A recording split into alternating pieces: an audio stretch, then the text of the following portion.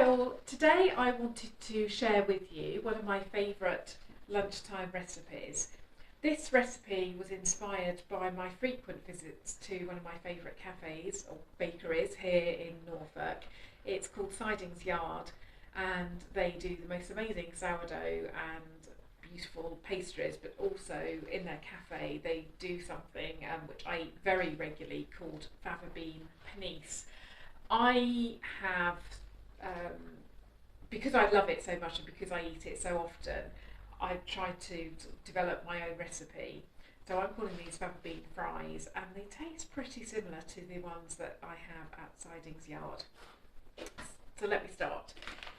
Fava beans are otherwise known as broad beans, and for this I use fava bean flour. Now everything I use here and some of the bits and pieces that you see I will link to in the description, so please make sure that you actually take a look. And whilst I'm talking to you about taking a look in the description, please do remember to subscribe. I've just started doing these videos regularly. I'm not a chef, I'm not a famous cook or anything. I just really like cooking for myself and my family, so yeah, please do subscribe. So let's start off. This is fava bean flour. I'm going to make enough just to fill this tin. Again, I will link to this size of tin. It's really handy and it's a great shape because it's got straight sides and it is non-stick, so it's absolutely perfect. I treated myself to this one. So we're starting off with 100 grams of fava bean flour. This is such a simple recipe and so easy to make. I get up in the morning, quickly whip these up, leave it to set, which takes 20 minutes, half an hour, but then come lunchtime I can just pop them in the oven and it's just the most delicious lunch. So that's 100 grams of flour. Next I'm going to add 500 millilitres of boiling water. Now if you wanted more, if you've got a tin that was double the size, you simply do just double the ingredients. So that's 500 ml there. Pop that down. Now you could use a whisk and then a metal spoon, but I have found that my Danish dough hook is absolutely perfect. Again, I'll link to one of these. So I use this for my sourdough making, but I did discover that it's perfect for this. So I've got 500 ml of boiling water in there. Now I'm adding 1.5 tablespoons of, it can be vegetable oil, I'm using pure rapeseed oil. So 1.5 tablespoons. Keep tidy as I go along.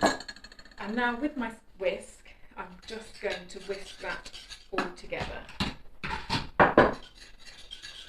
I'm not putting it on the heat at the moment, I'll just mix it all together to start with.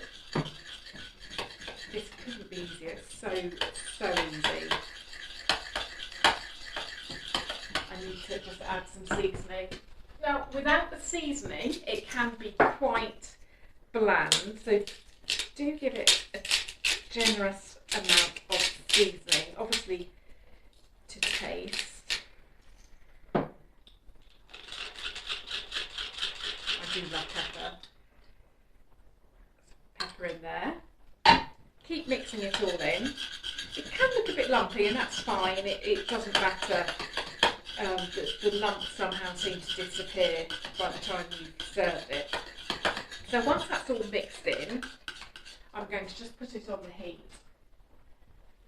Now the time that it's on the heat can vary, no more than 10 minutes. Sometimes it seems to go really quick and other times it's a bit slower. But we're just going to mix it round until it gets a bit of a sort of elasticy texture. It doesn't want to be too elastic, so keep whisking, keep stirring.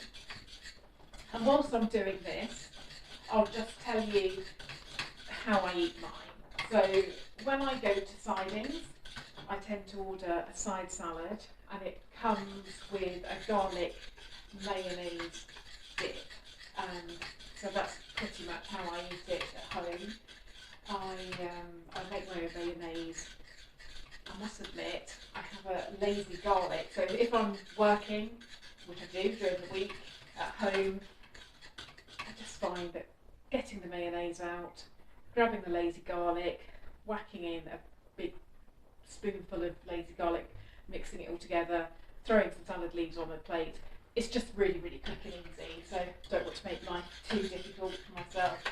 I think just doing that.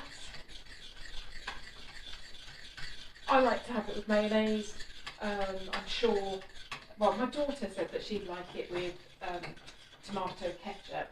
I don't have tomato ketchup in the house, not unless I've made it myself, so she's got to wait until we have a glut of homegrown tomatoes, and then I can make them and then she can enjoy that. So that's going really nicely. So, as I said, all of a sudden it starts to go, have a bit of an elastic texture. That's going now. I'm going to take that off. Just see, you'll know, if you make them, you'll know exactly at that point that it starts to go. So I'm just going to give that another good whip around. And pop it in this tray. You could oil the tray. I don't find with these ones, these are brand new non-stick trays, so I don't find that they need oiling. And they easily slip out when it's set. They easily just slip out. So pour that in. As I mentioned earlier, don't be too concerned if you can see a few lumps.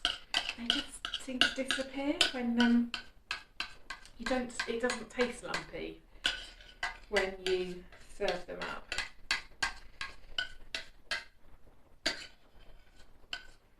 So that's it there. Just going to make sure that all the corners are covered.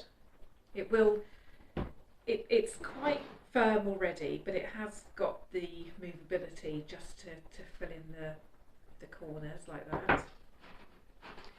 Just give it a bit of a jig around. Don't worry about it not looking perfect. And there we go, that's it. That is now just left to set. It will take no more than half an hour. It starts to go pretty much straight away, so definitely in half an hour that's good to go. But if you make it first thing in the morning, do a morning's work, and then you can just chop it up and pop it in the oven at lunchtime. So I've got one that I prepared earlier. This is what it looks like when you tip it out of the tray, and it has got, like I said, quite a sort of almost rubbery texture. So we're just going to go along with a sharp knife, leave about 1 centimetre, so centimetre slices all the way down.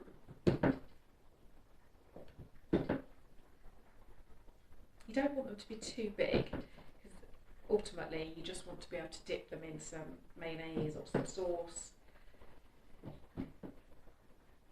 I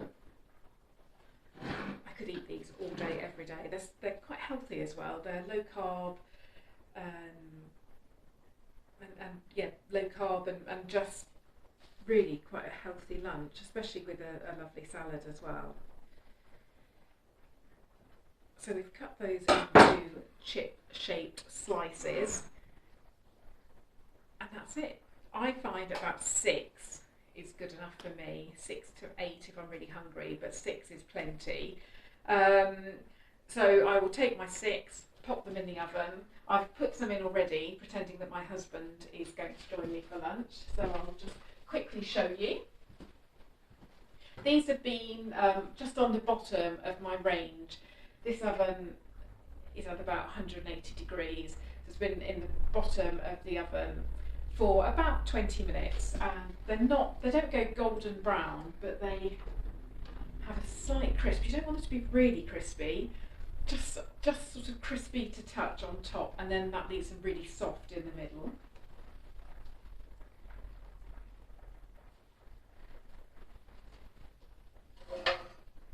And there we go. So those are ready to be served up, and just can't recommend them enough really. They will last in the fridge for a few days.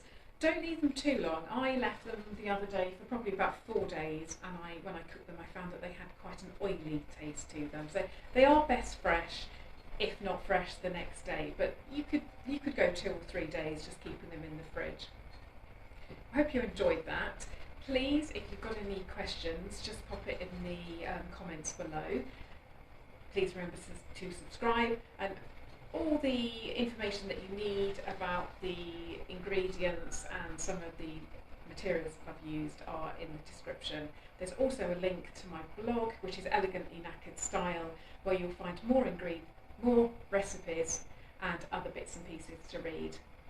Thanks for watching, and I'll catch up again with you soon. Bye for now.